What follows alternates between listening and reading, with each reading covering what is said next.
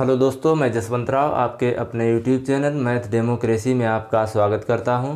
और आज के वीडियो में मैं पढ़ाने वाला हूं आपको नंबर सिस्टम। आज मैं आपको क्या पढ़ाने वाला हूं? Number system. देखिए, नंबर सिस्टम पूरी गणित का एक ऐसा चैप्टर है जो पूरी गणित की नींव मानी जाती है, पूरी गणित की फाउंडेशन मानी जाती है। इसीलिए इसके नाम के पीछे क्या लगा है? सिस्टम। किसी भी चैप्टर के नाम के पीछे आपको सिस्टम शब्द नहीं मिलेगा, लेकिन यहाँ पर आपको दिख रहा है क्या? सिस्टम। अब सिस्टम होता क्या है? सिस्टम किसी शब्द के साथ कब लगाया जाता है? जैसे मान लिया हम कंप्यूटर को बोलते हैं क्या? सिस्टम।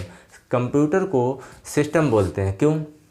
क्योंकि कंप्यूटर को चलाने के लिए कई उपकरण जोड़े जाते हैं। कंप्यूटर कब चलता है? जब कई उपकरणों को एक साथ जोड़ा जाता है, तब हम उसको बोलते हैं क्या? सिस्टम। तब हम क्या बोलते हैं? सिस्टम। मतलब है किसी काम को सुचारू रूप से चलाने के लिए कई उपकरणों की आवश्यकता होती है, कई साधनों की आवश्यकता होती है। वहाँ हम शब्द का इस्तेमाल किया जाता है कौन सा?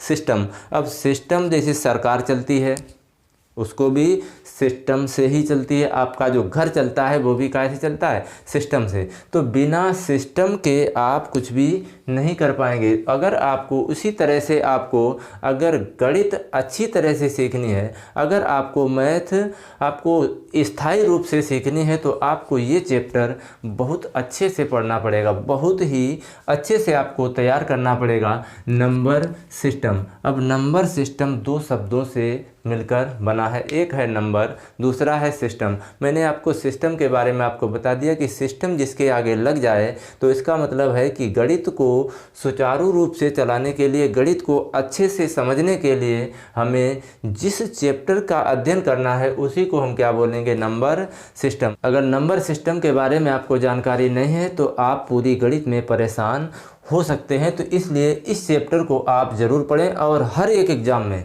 हर एक कंपटीशन एग्ज़ाम में यहाँ से 2 से 3 प्रश्न 100% बनते हैं। 100% नंबर सिस्टम से आपको 2 से 3 प्रश्न बनते हैं। प्रत्येक परीक्षा में आपको बेसिक से मिलेगा आपको 1 नंबर पक्का। इसलिए बेसिक की बात करते हैं। हम बात करते हैं सबसे पहले नंबर। नंबर को हम हिंदी में क्या बोलते हैं? नंबर को बोलते हैं हम क्या? संख्या। नंबर को हम हिंदी में क्या बोलेंगे? संख्या। अब संख्या क्या होती है? संख्या के बारे में आप लोग सभी लोग जानते होंगे कि संख्या क्या होती है। अब आप जवाब देंगे क्या? 3। 3 क्या है? संख्या। 3 संख्या नहीं है। 3 है तो संख्या, लेकिन संख्या की जो असली परिभाषा है, ये एक अपना अलग मान रखता है। 3 के अलावा कोई दूसरी संख्या ऐसी नहीं है जो 3 का काम कर सके। इसी तरह से 5। 5 भी एक संख्या है, लेकिन एक ये अंक भी है। एक ये क्या है? अंक भी है और एक संख्या भी है, लेकिन संख्या की परिभाषा ये नहीं है। ये 5 है तो 5 भी एक अकेली ऐसी इकलौती संख्या है जो क्या है? इसका स्थान कोई नहीं ले सकता। अब सभी संख्या को, दुनिया की सभी संख्याओं को हम एक लाइन में कैसे परिभाषित करें, ये आपको मैं यहाँ पर पढ़ाने वाला हूँ। अगर आपको मैथ सीखनी है तो आपको इस चैप्टर को अच्छे से सीखना होगा। बहुत गहराई से सिखाने वाला हूं मैं आपको। सिर्फ वीडियो में अंत तक बने रहे। मैं 1 से 2 नंबर आपके आज के वीडियो में कंप्लीट कराने वाला हूं। तो संख्या क्या होती है? तो संख्या के बारे में हम बात करते हैं। तो संख्या होती है कि देखिए, गणितीय, अब हम बात कर रहे हैं गणित की। अब हम गणित की बात करेंगे तो वो गणितीय माध्यम जिसके द्वारा हमें कितनी संख्याएं हैं, कितनी वस्तुएं हैं, कितने लोग हैं या कितने सब्सक्राइबर हैं, इस चीज़ का बोध होता है, वही क्या कहलाती है? संख्या। कुछ भी हो सकती है, 15, 20, 800, 200, 2000, 3000, ये सारी की सारी क्या हैं? संख्याएं हैं। तो संख्या को हम आपको परिभाषा नहीं लिखाएंगे, सिर्फ ये बताना है हमें आपको कि संख्या होती क्या है। संख्या वो गणितीय माध्यम है जिसके द्वारा हमें कितनी वस्तुएं हैं, कितने पेन हैं, कितने विद्यार्थी हैं, कितनी कलम हैं, इस चीज़ का बोध होता है। मतलब है वस्तुओं की संख्या का बोध होता है। वस्तुएं कितनी हैं वो क्या कहलाता है? संख्या। अब हम बात करते हैं किसकी? संख्या के प्रकार की, कि संख्याएं कितने प्रकार की होती हैं। तो हम बात करते हैं नंबर 1। नंबर 1 क्या होती है? नंबर 1 होती है प्राकृतिक संख्या। नंबर 1 बात किसकी करते हैं? प्राकृतिक संख्या की। प्राकृतिक संख्या मतलब नेचुरल नंबर। अब नेचुरल नंबर क्या होते हैं? दुनिया में जितनी संख्याएं हैं, पूरे वर्ल्ड में जितनी भी संख्याएं हैं उनका एक खुद का वैल्यू होता है अकेले का, उनका खुद का एक अकेले की वैल्यू होती है, अकेले का कुछ वजन होता है, अकेले का कुछ मान होता है, वो कहलाता है नेचुरल नंबर यानी कि प्राकृतिक संख्या। जैसे मान लीजिए जीरो भी एक संख्या है, जीरो क्या है? एक संख्या, लेकिन ये प्राकृतिक संख्या नहीं है। क्यों नहीं है? क्योंकि इसकी अकेले की कोई वैल्यू नहीं है, इसकी अकेले का कोई मान नहीं है, अकेले का कोई भी महत्व नहीं है, तो इसलिए इसको हम क्या बोलते हैं? अभी हम इसको पूर्ण संख्या बोलते हैं और प्राकृतिक संख्या में जीरो शामिल नहीं होता है। तो हम जो कहना चाहते हैं शायद आप लोग समझ गए होंगे। तो यहाँ पर जो प्राकृतिक संख्या के बारे में हम बात करें तो 1 2 3 4 इसी तरह से dot dot dot dot dot dot कहाँ तक जाएगा? ये इनफाइनाइट मतलब अनंत तक। प्राकृतिक संख्या सबसे छोटी कौन सी होती है? एक। सबसे छोटी प्राकृतिक संख्या एक होती है और सबसे बड़ी का कोई अंत नहीं होता है। तो प्राकृतिक संख्या कहाँ से शुरू होगी? एक से। सबसे छोटी प्राकृतिक संख्या एक होती है, ये चीज़ याद रखना, यहाँ से कभी कभी प्रश्न बन जाता है। नंबर 2 आपको याद रखना है, प्राकृतिक के बाद आपको याद रखना है पूर्ण संख्याएँ। क्या याद रखना है आपको? पूर्ण संख्या। पूर्ण संख्या क्या होती है? मतलब होल नंबर। होल नंबर के बारे में हम आपको बता दें कि जितनी भी प्राकृतिक संख्याएं हैं, जितनी भी प्राकृतिक संख्याएं वो सारी की सारी क्या होती हैं? पूर्ण संख्या। सिर्फ एक अंतर होता है, क्या? इसमें होता है जीरो शामिल। इसमें क्या होता है? जीरो शामिल होता है। तो 0 1 2 3 4 डॉट डॉट डॉट अनंत तक, डॉट डॉट डॉट कहाँ तक? अनंत तक। मतलब है कि सबसे छोटी पूर्ण संख्या 0 होती है, सबसे छोटी प्राकृतिक संख्या 1 होती है। ये 2 लाइनें आपको याद रखनी है, 2 स्टेटमेंट आपको याद रखने हैं और यहाँ पर कोई खास नहीं पूछा जाता। यहाँ से पूछ लेगा सबसे छोटी प्राकृतिक संख्या 1, सबसे छोटी पूर्ण संख्या 0। तो जो प्राकृतिक संख्याएँ होती हैं वो 1 से शुरू होकर अनंत तक जाती हैं और पूर्ण संख्याएं 0 से शुरू होकर कहाँ तक जाती हैं? अनंत तक जाते हैं। हम बात करते हैं अगले नंबर की। अगला नंबर क्या है? हम बात कर लेते हैं सम संख्या की। अगला नंबर क्या है? सम संख्या। अब देखिए सम संख्या का मतलब इवन नंबर। सम संख्या का मतलब इंग्लिश में बोलते हैं इवन नंबर। अब सम संख्या क्या होती है? सम संख्या देखिए वो संख्याएं होती हैं जो पूर्णतः 2 से विभाजित हों। जो 2 से पूर्णतः विभाजित हों तो वो संख्याएं क्या कहलाएंगी? वो संख्याएं कहलाती हैं सम संख्याएं।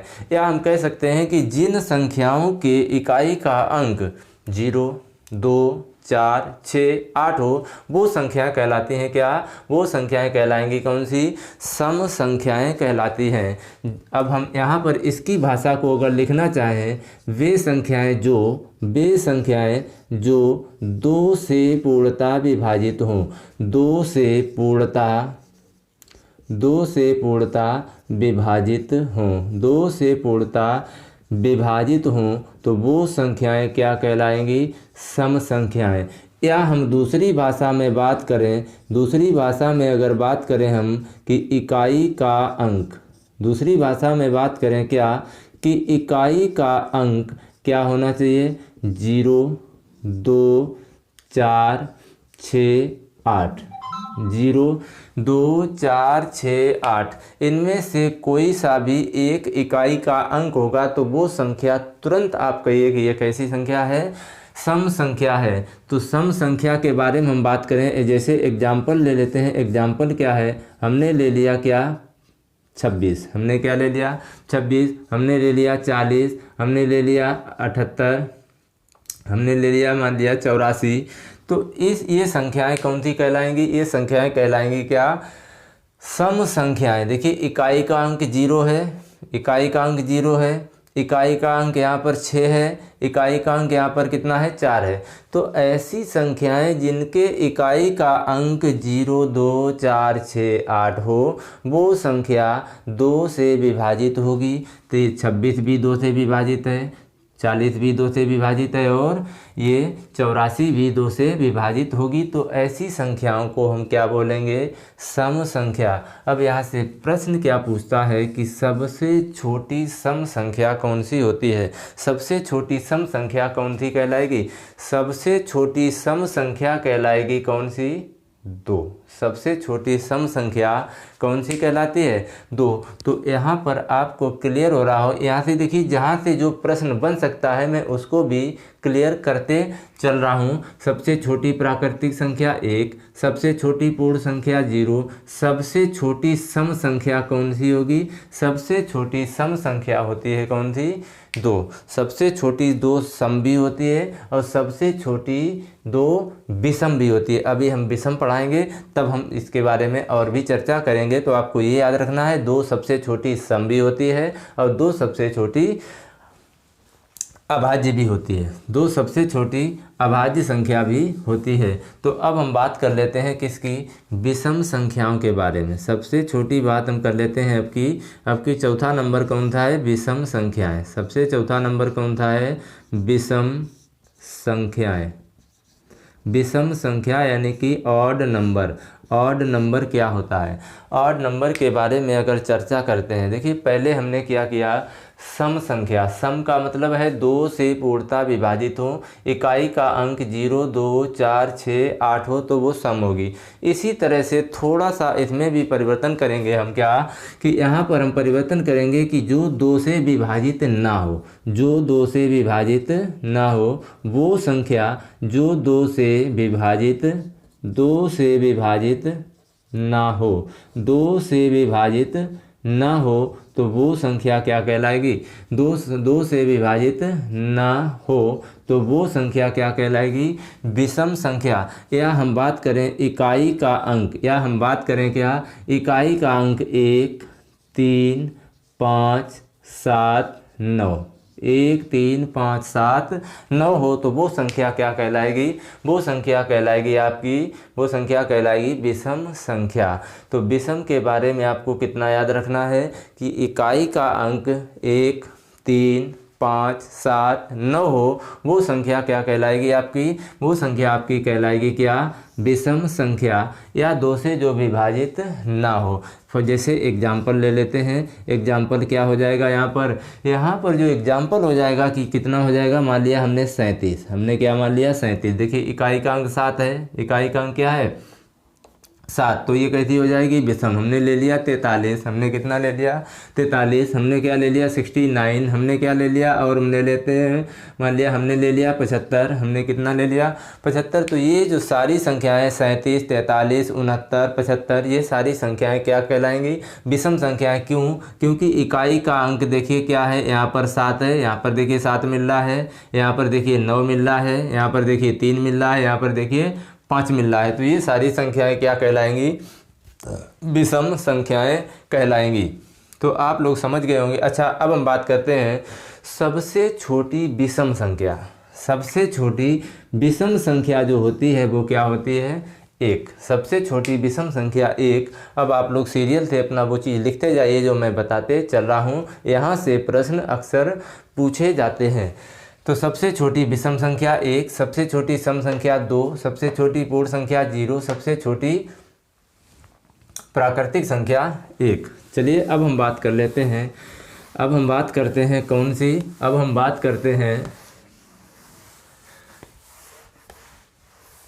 भाज्य संख्या की। अब हम बात करते हैं क्या की? भाज्य संख्या। अब भाज्य से देखिए आप लोग समझ में आ रहा होगा कि भाज्य का मतलब क्या होता है। भाज्य का मतलब है विभाजिता। भाग्य का मतलब है कि विभाजित हो, भाग चला जाए। अब भाग किससे जाना चाहिए? दुनिया में जितनी भी संख्याएं हैं, दुनिया में जितनी भी संख्याएं हैं, प्रत्येक संख्या 1 से विभाजित है। प्रत्येक संख्या 1 से और खुद से। प्रत्येक संख्या क्या होती है? 1 से विभाजित होती है और खुद से भी विभाजित होती है। अब 1 के बारे में थोड़ी चर्चा करें कि एक ऐसी संख्या है, एक ऐसा व्यक्ति है। अब इसको आप समझिए, एक दुनिया में ऐसे बहुत सारे दोस्त होंगे जो क्या करते हैं, दोस्ती सबसे लेकिन फ़ायदा किसी को नहीं, दोस्ती सबसे रखेंगे, ज़रूरत पड़ी तो फिर मुकर जाते हैं। ऐसे ही कौन है, ये एक है। ऐसे ही कौन है, एक। दुनिया में बहुत सारे ऐसे दोस्त होते हैं जो क्या करते हैं, दोस्ती सबसे करते हैं, और ऐसा लगेगा मिलोगे कि अरे तुमसे ज़्यादा, मतलब है कि वो सबसे ज़्यादा क्या करता है, तुम्ही को चाहता है, तुम्हारे बारे में सोचता है। वैसा ही एक है। जैसे मान लिया एक क्यों है, जैसे हमने ले लिया 15। अब 15 के साथ 1 का गुणा करो, कोई फ़ायदा होगा, कोई फ़ायदा नहीं होगा। 15 के साथ अगर आप 15 का भाग लगाएंगे 1, 15 में भाग लगाएंगे 1 से, तो कोई नुकसान या घाटा, फ़ायदा नहीं होगा। अगर 15 में पावर चढ़ा देंगे 1 की तो भी कोई फ़ायदा नहीं होगा। मतलब है कि इससे कोई भी घाटा नुकसान नहीं होता है। तो इसलिए इसको 1 से तो हर एक संख्या विभाजित होती है और खुद से भी विभाजित होती है। तो 1 और खुद, अब भाई खुद का मतलब स्वयं का। अब स्वयं को नहीं, आपकी जो गवाही है, आपका जो कोई केस है, अगर मान लिया वहाँ पर खुद को नहीं लिया जाता, तो यहाँ पर ना तो 1 को लिया जाएगा, एक नाबालिग बच्चा है, ना तो उसको लिया जाएगा और ना खुद लिया जाएगा। तो इसके लिए तीसरी संख्या से विभाजित होना आवश्यक है। कौन सी तीसरी संख्या होनी चाहिए? 1 और खुद को छोड़कर कोई तीसरी संख्या होगी, तब आप कह सकते हैं कि वो संख्या कैसी होगी, भाज्य संख्या होगी। तो हम कह सकते हैं यहाँ पर वे संख्याएं, वो संख्या जो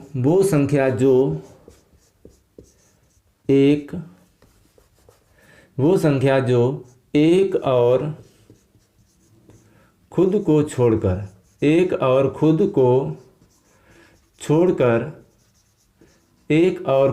छोड़कर किसी तीसरी संख्या से विभाजित हो, किसी तीसरी संख्या से विभाजित हो, तब वो संख्या क्या कहलाएगी आपकी? वो संख्या कहलाएगी विभाजित हो, तो वो संख्या आपकी कहलाएगी भाज्य संख्या। अब हम बात कर लेते हैं, एक संख्या ले ली हमने, मान लिया 17। हमने कौन सी संख्या ले ली? 17। अब 17 के लिए आपको हमने क्या बताया? 1 से तो खुद विभाजित होगी और खुद से भी विभाजित होगी। प्रत्येक संख्या, दुनिया में जितनी भी संख्याएं हैं, प्रत्येक संख्या क्या होगी? 1 से विभाजित होगी और 17 से। अब इसके लिए कोई तीसरा ढूंढिए, बाहरी ढूंढिए, कोई बाहर का आदमी, कोई बाहर का व्यक्ति जो इसको काटे, जो इसको क्या करे? काटे, इसको हल्का करे। तो हम कह सकते हैं कि इसको भाज्य संख्या कहेंगे। क्या है आपकी नज़र में कोई भी ऐसी संख्या नहीं है जो 17 को विभाजित करे, तो वो संख्या अभाज्य हो गई। तो भाज्य कैसी हो जाएगी? मान लिया हमने ले लिया 25, हमने क्या ले लिया? 25। 1 विभाजित होगी 25 मतलब खुद से भी विभाजित होगी, मतलब इसको भी काटो, इसको भी काटो। अब कोई तीसरा लाइए जो 25 को विभाजित करे। अब तीसरा कौन है? 5 से ये कट जाएगा, 5 25। अब हम कह सकते हैं कि यहाँ 25 विभाजित है और 17 अविभाजित है। तो भाज्य और अभाज्य के बारे में आप लोग समझ रहे होंगे कि मैं क्या कहना चाह रहा हूँ कि 1 और खुद को छोड़कर, अब 1 ना तो भाज्य है और ना ही अभाज्य है। आपसे प्रश्न कहाँ से बन सकते हैं, मैं सारी चीज़ आपको यहाँ पर डिस्कस करते हुए चल रहा हूँ। 1 ना तो भाज्य है और ना ही अभाज्य। अब आपसे यहाँ पर 1 क्यों नहीं है? भाज्य या अभाज्य क्यों नहीं है? क्योंकि 1 और खुद, अब भाई 1 है, 1 लाओगे तो भी वही है, खुद लाओगे तो भी वही है। अब यहाँ पर देखिए 17, 1 और खुद, यहाँ पर 1 1 1, प्रत्येक जगह 1 ही आ रहा है, मतलब कोई दूसरा नहीं दिख रहा है। तो इसलिए ये ना तो भाज्य है और ना ही अभाज्य है। 1 में खुद भी 1 है, 1 तो 1 ही है, तो इसलिए इसको हम कहेंगे कि ना तो ये 1 भाज्य होती है और ना ही अभाज्य होती है। अब सबसे छोटी भाज्य संख्या कौन सी होती है? सबसे छोटी भाज्य संख्या कौन सी होती है? सबसे छोटी भाज्य संख्या। आप बताइए, आंसर बताइए। 1 2 3 4, ये 4 संख्या हैं। यहाँ से प्रश्न आपको कंफ्यूज करता है। बहुत बच्चे यहाँ पर गलती कर जाते हैं कि सबसे छोटी भाज्य संख्या जल्दी जल्दी के चक्कर में क्या लग जाता है, 2। अब 2 भाज्य नहीं है। क्यों नहीं है, मैं कारण के साथ आपको यहाँ पर बताऊंगा कि 1 भाज्य क्यों नहीं है। हमने बताया 1 होना चाहिए और खुद होना चाहिए। यहाँ पर 1 रखा तब भी खुद रखेंगे तब भी वही, मतलब कोई भी चेहरा नहीं बदल रहा है। तो इसका मतलब है 1 ना तो भाज्य और ना ही अभाज्य है। तो सबसे छोटी भाज्य की बात तो दूर की है। अब यहाँ पर देखिए 1 मिलेगा, 1 आया, खुद भी आएगा, 1 मिला, खुद भी मिला, लेकिन तीसरा नहीं मिलेगा। तीसरा है कोई 1 और 2 के छोड़कर कोई तीसरी संख्या जो 2 को विभाजित करे। कोई भी तीसरी संख्या नहीं है, तो इसका मतलब है ये भी भाज्य नहीं है। ये कौन सी है, सबसे छोटी सम है। और सबसे छोटी, अभी हम बात करेंगे, अभाज्य भी है। सबसे छोटी अभाज्य संख्या भी है 3 को देखिए क्या होगा, 1 से विभाजित होगा, खुद से विभाजित होगा, किसी तीसरी संख्या से विभाजित नहीं होगा। तो इसका मतलब है कि ये भी हमारा आंसर नहीं होगा। चौथी संख्या क्या है, 4। अब 4 देखिए 1 से विभाजित होगा और खुद से भी विभाजित हो जाएगा। खुद को छोड़कर कोई तीसरा है, कोई तीसरी संख्या है जो 2 है, 2 से ये विभाजित हो जाएगी, 2 दूना 4। तो किसी तीसरी संख्या से विभाजित करके देखिए कि यहाँ पर आपको पता चलेगा कि भाज्य कब होती है और कब भाज्य नहीं होती है। तो यहाँ पर हमने आपको बता दिया कि ये ना तो भाज्य ना अभाज्य, ये सबसे छोटी भाज्य नहीं है, ये भी भाज्य नहीं है। सबसे छोटी भाज्य संख्या 4 होती है। ये हम आपको वीडियो के अंत में आपको ये सारी चीज़ें लिखा देंगे स्टेटमेंट वाइज। अब हम बात कर लेते हैं किसकी, अब हम बात करते हैं अभाज्य संख्या की। अब हम बात क्या करते हैं, अभाज्य संख्या के बारे में। क्या बात करते हैं, अभाज्य संख्या के बारे में। अभाज्य संख्या, अब अभाज्य से ही समझ में आ रहा होगा जिस संख्या में किसी संख्या का भाग ना जाए। 1 का तो सभी में जाता है, खुद का भी भाग सभी संख्याओं में जाता है। तो 1 और खुद को छोड़कर किसी संख्या से भाग ना जाए, मतलब दुनिया में किसी भी संख्या से भाग ना जाए। तो हम यहाँ पर लिख देंगे किसी भी संख्या से भाग ना जाए। किसी भी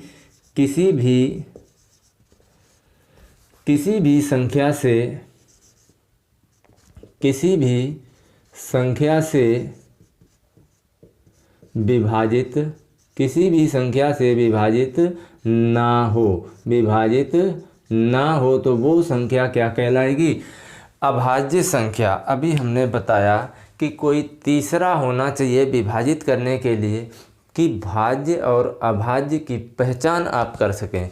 अब तीसरा, जैसे मान लिया हमने ले लिया 7, हमने क्या ले लिया, एक संख्या 7। अब 7 कैसी संख्या है, हमने अपने हिसाब से तो ये संख्या रखी अभाज्य है। ये संख्या कैसी है, अभाज्य है। तो यहाँ पर 1 से तो विभाजित होगा ही होगा और खुद से भी विभाजित होगा 7, लेकिन कोई तीसरी संख्या ढूंढिए जो 7 को विभाजित करे। तो ऐसी कोई संख्या दुनिया में नहीं है जो 7 को विभाजित करे। जैसे हमने मान लिया 11, जैसे हमने मान लिया क्या, 11। तो यहाँ पर 11 को विभाजित करने के लिए कोई संख्या नहीं है। 1 और खुद तो सभी को करती है, 1 और खुद की बात नहीं है। तो यहाँ पर 1 और खुद को छोड़कर क्या है, किसी तीसरी संख्या से विभाजित होना चाहिए। तो क्या हो जाएगा यहाँ पर, अभाज्य संख्या मतलब प्राइम नंबर। प्राइम नंबर के बारे में 1 और 11 ये तो खुद हो गया, कोई तीसरी संख्या यहाँ पर विभाजित इस संख्या को नहीं करेगी। तो इसलिए ये संख्या क्या कहलाएगी, यहाँ पर आपकी जो संख्या कहलाएगी ये कहलाएगी अभाज्य संख्या। अब देखिए जो प्रथम अभाज्य संख्याएं हैं कम से कम 7, 8, 9, 10, आप कम से कम 8 से 10 संख्याएं अभाज्य शुरुआत की जो हैं वो आप लिख लेंगे, क्योंकि जो अभाज्य संख्या है सबसे छोटी अभाज्य संख्या, हमने भाज्य क्या है, 1 ना तो भाज्य है और ना ही अभाज्य है।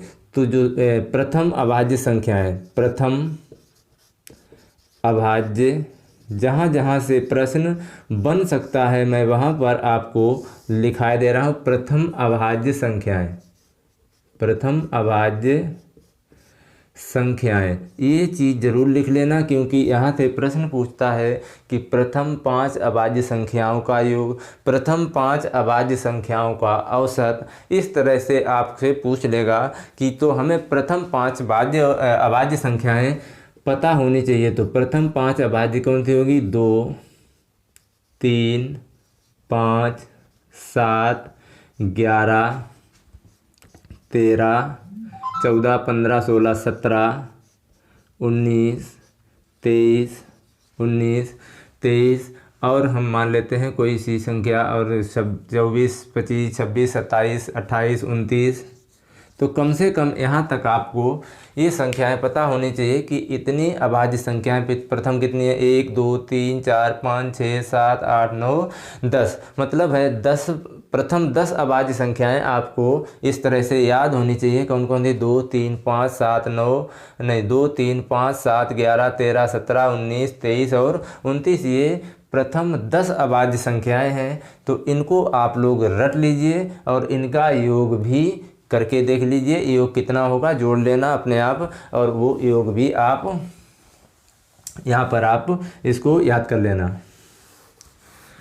तो अभाज्य संख्याओं के बारे में भी आपको मैंने यहाँ पर बता दिया।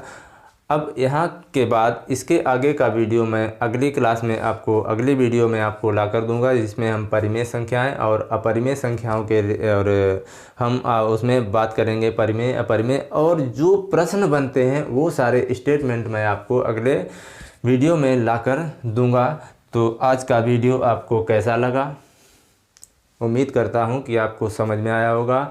मैंने जितना जैसा ताना वैसा हमने सुना दिया, वैसा हमने आपको समझा दिया। अगर आपको हमारा वीडियो अच्छा लगा हो, अगर हमारा वीडियो अच्छा लगा तो चैनल को सब्सक्राइब कर लेना, प्लीज़ चैनल को सब्सक्राइब कर लेना, वीडियो को लाइक कर देना, और एक कमेंट में आपको लिखने का, सब्सक्राइब करने का कोई भी पैसा, एक्स्ट्रा पैसा नहीं लगेगा, ना तो अलग से कोई पैसा लगेगा, ना ही आपका कोई ज़्यादा समय जाएगा। अगर आप चाहते हैं कि मैं और भी वीडियो आपके लिए, ऐसे ही वीडियो आपके लिए बना कर लाऊं, तो प्लीज़ मुझे मोटिवेट करने के लिए मेरे चैनल को सब्सक्राइब करिएगा।